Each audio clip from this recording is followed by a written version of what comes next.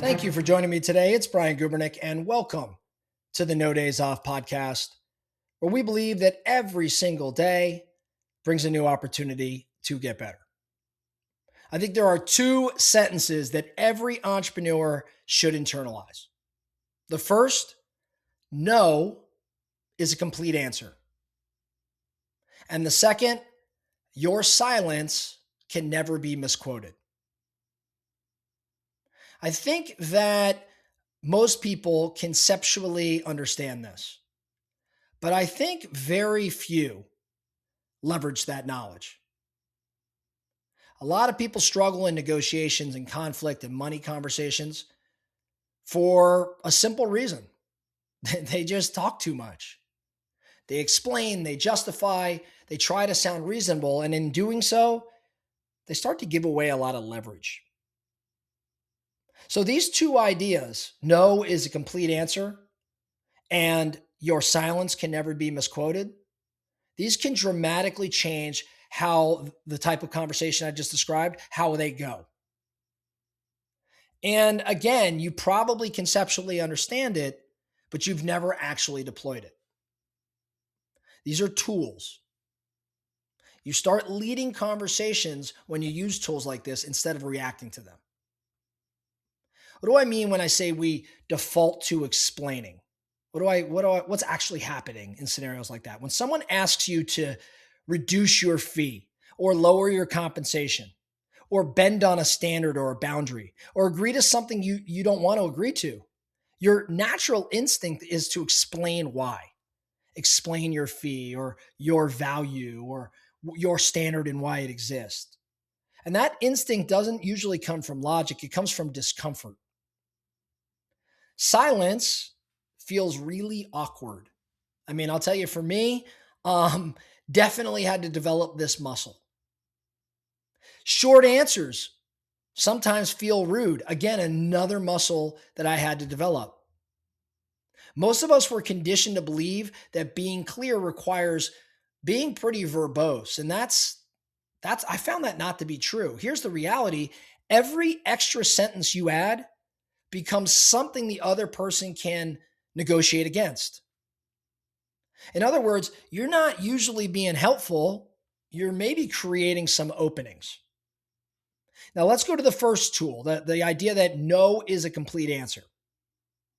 When someone makes a request that you're not willing to meet, you are absolutely allowed to say no. And that's it. Or maybe you want to say, no, that doesn't work for me. Or no, I'm not able to do that. And then you stop. That's it. You don't need to, tell a story or create a defense or look for permission. I think when delivered properly, a clear no isn't aggressive. It's more informative.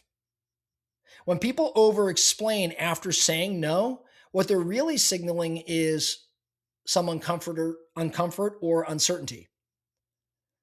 When you have strong boundaries, they don't require justification. They actually require your conviction.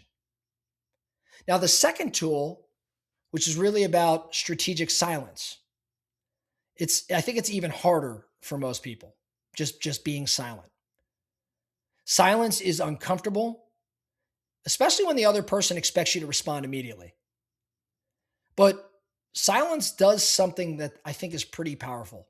It shifts the pressure back to the person making the request.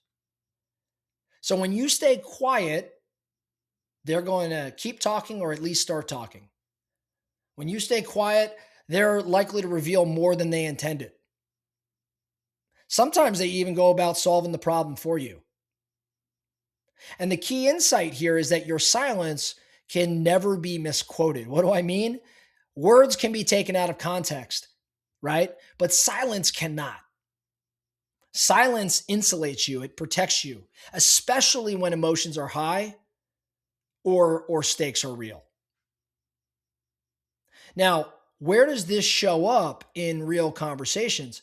I think this matters when someone says something like, "Can you do it for less?" Or, "We were hoping you'd be flexible." or that number is higher than we expected. Most of us rush to respond, but you don't have to. When someone says, "Can you do it for less?" You can say, "No, no, I can't." Uh, we were hoping you'd be flexible. No, I can't. That number is higher than we expected. Maybe in that scenario, I just say nothing. And then you wait. And what happens next tells you everything. If they adjust their position, there was probably some room. If they push, they were testing. If they walk, well, guess what? They probably weren't aligned anyway. None of that clarity happens if you fill the silence. Here's the deeper truth to all of this.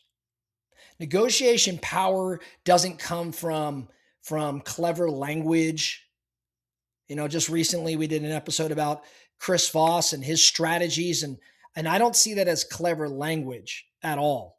I see that again, what I described in that episode just a couple episodes ago as tools, just as I'm describing here. Negotiation power doesn't come from language, clever language. It comes from self-control. The ability to say less and mean what you say, and even let discomfort do some of the work. That's self-control. A calm no protects your standards, protects what it is you stand for. Silence protects your position. When you stop talking out of fear, I think you begin to start leading with a bit more intention. So this week, what I want to challenge you to do, you're going to find yourself in some sort of negotiation or difficult conversation, these scenarios where you traditionally would do more talking. And instead, I want you to try this out. I want you to just say no and hold the line. I want you to be silent where appropriate and let it feel a little uncomfortable and watch how it works for you.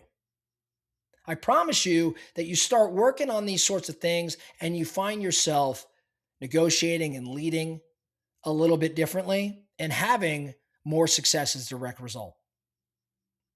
That's all I have for you today, the No Days Off podcast. Thank you so much for listening. And remember, every single day brings a new opportunity to get better. So let's get after it.